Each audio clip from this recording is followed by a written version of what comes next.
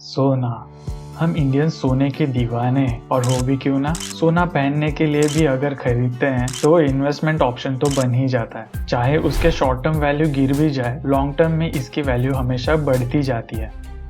इतना ही नहीं, ये एक बेस्ट ऑप्शन बन जाता है जब पैसा इन्फ्लेशन के दौरान अपनी वैल्यू लूज करने लगता है। आप ये सारी चीजें शायद पहले से ही जानते होंगे, क्योंकि हमें कॉलेज से पहले घर पे ही इसके लेसन्स या फिर कई डेमोन्स्ट्रेशन मिल जाती है, पर हमें इसके पीछे के नुकसान के बारे में पता ही नहीं है। कोई बात नहीं, वीडियो के अंत तक आपको इसके नुकसान के बारे में पूरी जानकारी हो जाएगी, इसलिए वीडियो पूरा देखिए। ये एक बहुत इंपॉर्टेंट टॉपिक है।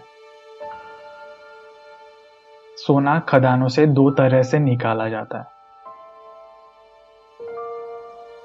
जमीन की खुदाई या टनल बनाकर। इस प्रोसेस में जंगल को काटकर उस जमीन की खुदाई की जाती है। जो मिट्टी निकलती है उसे पानी में मिक्स करके सोने के कणों को मिट्टी से अलग कर निकाला जाता है।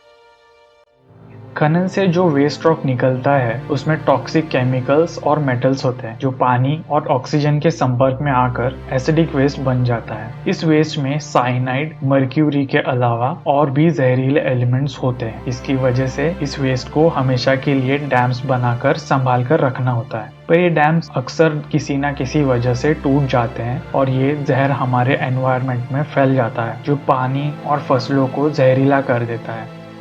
कुछ माइनर्स तो इस वेस्ट को इररिस्पॉन्सिबली रिलीज भी कर देते हैं। ये वेस्ट अगर समंदर में रिलीज हो जाता है तो कोरल के साथ बाकी मरीन लाइव्स को डिस्ट्रॉय करता है। कई बार ये टनल्स ढह भी जाते हैं और माइनर्स मारे जाते हैं। इसमें छोटे बच्चे भी हो सकते हैं, क्योंकि अक्सर माइनर्स छोटी उम्र से ही यहाँ काम करना स्टार्ट कर देते हैं। सोचिए, इतना रिस्क, इतना डैमेज, कितने सोने के लिए? आपको हैरानी होगी कि 1 ग्राम सोना निकालने के लिए लगभग 2 टन वेस्ट जनरेट होता है। सतह की मिट्टी से कुछ लोग छोटे स्तर पर सतह की मिट्टी से माइनिंग करते हैं। सोने के पार्टिकल्स काफी छोटे होते हैं, जिसे निकालने के लिए मर्क्यूरी का इस्तेमाल किया जाता है। मर्क्यूरी सोने के छोटे पार्टिकल्स के साथ मिल जाता है। इस मिक्सचर को बाद में जला दिया जाता है और जलने के बाद रह जाता है सोना। मर्क्यूरी जला देने पर हमारे एनवायरनमेंट में घुल जाता है, जिसकी वजह से इन लोगों के बच्चों में अक्सर इसका असर देखा जाता है। अक्सर ये बच्चे बर्थ डिफेक्ट्स के साथ पैदा होते हैं और ये बड़ों में भी मेजर हेल्थ इश्यूज क्रिएट कर देता है। आप शायद सोच रहे हैं कि सोना निकालते हैं तो अच्छा खासा पैसा कमा लेते होंगे, पर नहीं। कई बार इन खदानों पर ऑर्गेनाइज क्रिमिनल्स का कंट्रोल होता है, जिसके कारण खदानों में काम करने वाले लोगों का शोषण होता है। क्योंकि गवर्नमेंट का इस पर ना के बराबर कंट्रोल होता है, इतना सोना निकालने पर भी लोकल डेवलपमेंट में कुछ कंट्रीब्यूट नहीं हो पाता। इसलिए ये माइनर्स पीढ़ी दर पीढ़ी उसी गरीबी और एक्सप्लॉयटेशन में गुजारा करते रहते हैं।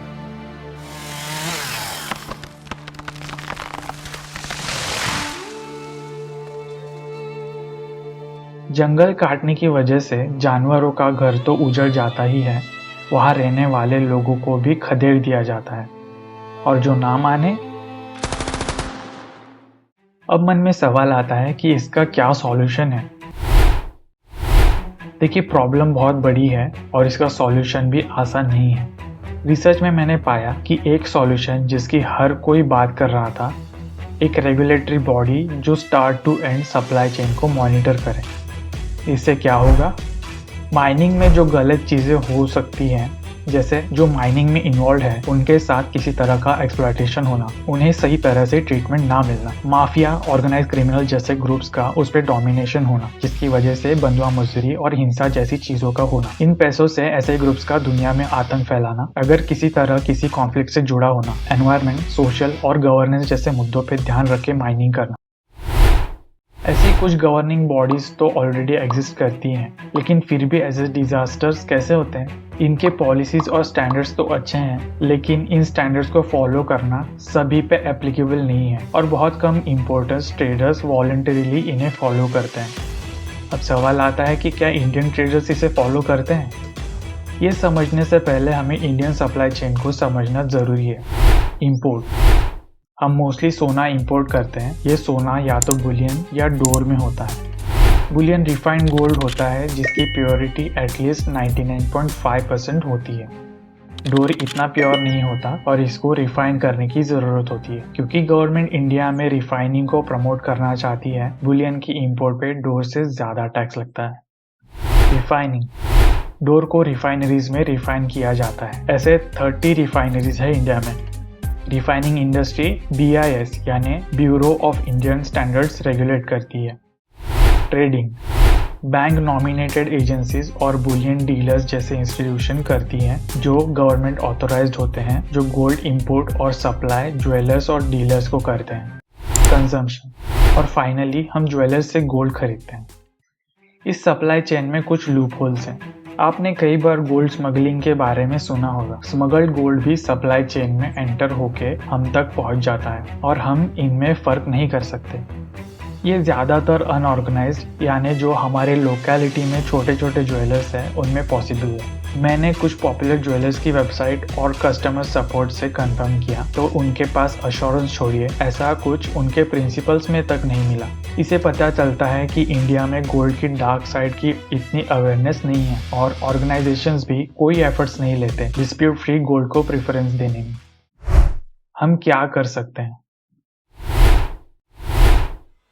पहले तो गोल्ड खरीदते वक्त सोचिए कि क्या इसे खरीदना इतना ज़रूरी है कि इसके पीछे जो डैमेज होता है वो मैं एक्सेप्ट कर सकता हूँ। ट्राई कीजिए ऑर्गेनाइज्ड ज्वेलर से सोना खरीदे और उनसे पूछिए कि क्या ये रिस्पॉन्सिबली सोर्स्ड गोल्ड है। जब तक कस्टमर्स रिस्पॉन्सिबली गोल्ड की डिमांड नहीं करेंगे, कंपनीज कोई एफर्ट्स नहीं डालेंगी। लगभग हम सभी स्मार्टफोन्स यूज़ करते हैं और कुछ साल बाद बदलते रहते हैं। आपको पता होगा कि हमारे फ़ोन्स में भी गोल्ड का यूज़ होता है। अपने स्मार्टफोन्स ब्रांड से डिमांड कीजिए कि वो रिस्पॉन्सिबली सोर्स्ड गोल्ड का इस्तेमाल करें। बताएंगे कैसे? आजकल हर कोई एक सोशल मीडिया अकाउंट तो रखता ही है, उन्हें हम उस पर मैसेज कर सकते हैं।